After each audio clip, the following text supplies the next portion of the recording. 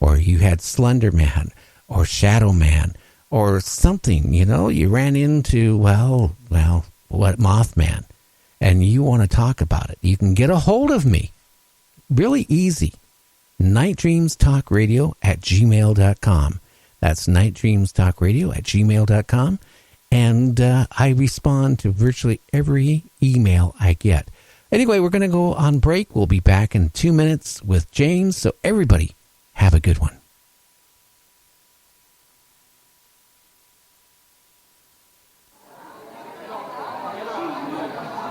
What we are asking for from the government is full disclosure. We know what we're seeing, and there are too many of them. We're not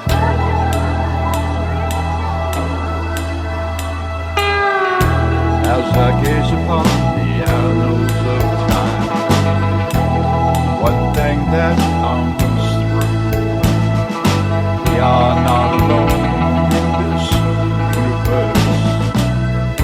It's a thought that rings true. Ancient cave dwellers drew spacecraft on the walls. It's a recurring theme.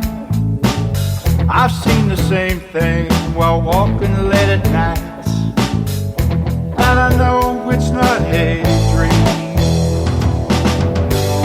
From Maelstrom to Manat, Boston to LA, there are people asking questions and they will not go away. But what has been seen might not be what it seems. The government's shadows dance in the sea.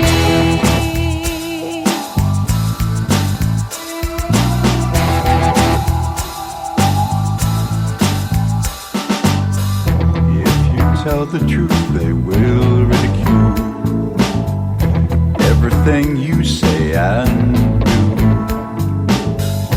It's all part of a deception. It's a puppet master's tool. And I've seen those craft. You are all.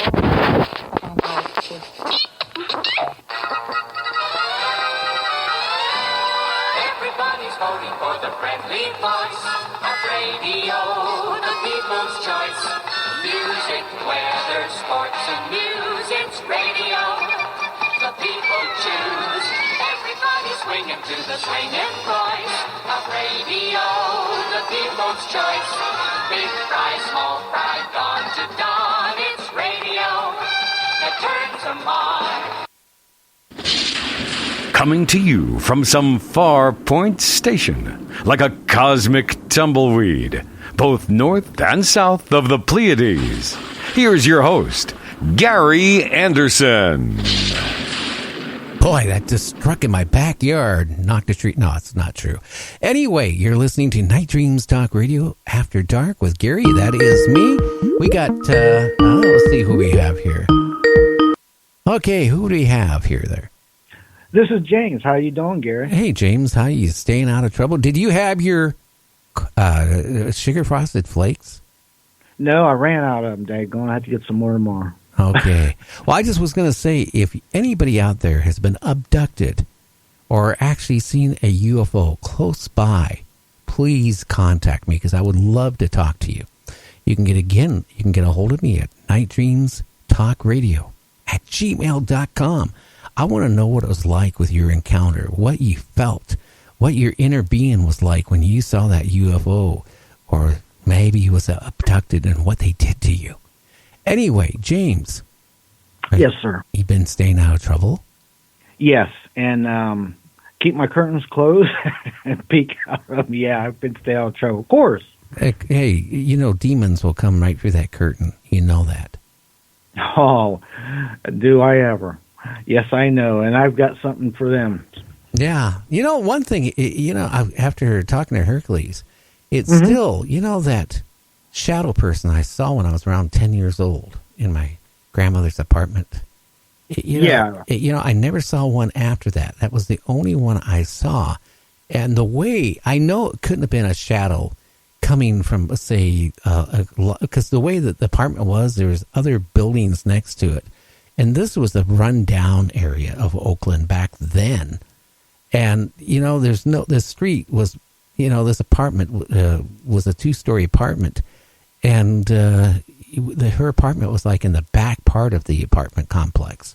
So it would be no light from the street. But I watched it, seriously, because I like I was telling Hercules, I never saw a walk-in closet before that a bed fell, would fold out of it.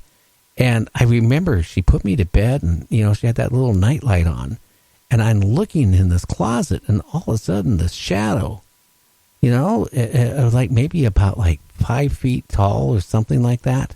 It's really hard to really think about how tall it was that many years back. But, it wasn't full size, but it wasn't, a dwarf either.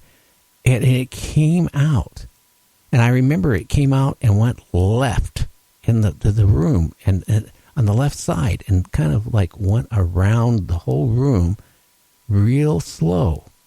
And then when it came up by the glass door of the bedroom, it kind of like stopped before it, and then it went back into the closet and it was gone.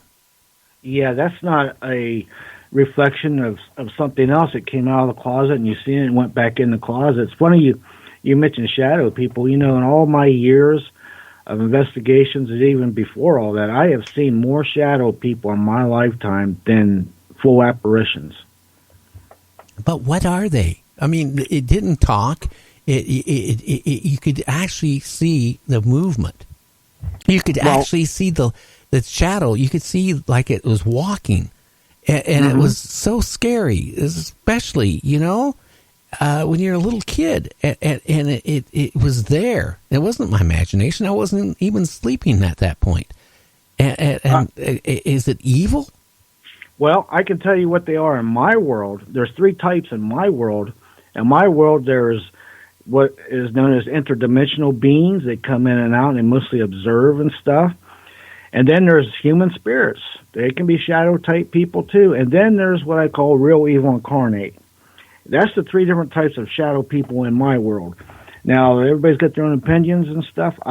Can only relate to you what I know that I've experienced in my world, what they are. But do they exist? Do they know what's going on? I mean, was it coming out to torment me, or would it came out if I wasn't even there at the same time? That's a very good question, but I have found that in my world, they know what's going on and they know what they're doing. I mean, I was on a date one time back in 1982 in the middle of nowhere on a Bigfoot road, 1-lane road, and 3 of them came out in the woods, and I took them as being spirits of Native Americans. But what happened, they came out in the middle of the road and stopped. And it was about 30 yards ahead of us, and they stopped dead in the road, and all 3 of them turned their heads and looked at us. And the girl at the time, actually wasn't even my girlfriend, but that was it. She got in the car and wanted to go. I was hoping she didn't see him, but yeah, that ruined all that. So, and then the crazy part was I had to go through them to get out of there. There was no turning around or no going around them. I had to go through them to get out of there. It was crazy. And what happened when you went through them? Oh, when we went through them, it felt like, and this was in the summertime too, and it felt like I had a 70 Chevelle and windows were down, no air conditioning or nothing in those, and it felt like went through air conditioning. It was extremely cold when we went through them, and I know the girl was really bugging out. I was just glad to get out of there, I'll tell you myself. That was spooky because we had no choice. I had to go through them. Do you think something bad would have happened if you would have stayed in the location you were at? I think it could have, yeah, because I wasn't getting the impressions from them that they really wanted us there, because it was out in the middle of nowhere, like we were invading on their space, and yeah, they could have attached us or something. I think it'd have been all bad if we just stayed around. Well, it was a good move you got out of there. Yeah, and the weird part was I had to make a choice. It was either like abandon the car and just take off running or drive through them. I had to go through them. I mean, who likes to be in that predicament? Oh, Well, I wouldn't want to be on foot if you're seeing shadows or who knows what they were. I mean, they could have been where, you watch all these movies, right? And I tell you, I mean, maybe that's why these people have these vivid dreams and write these scary movies because of, things that happened to them, like what happened to you.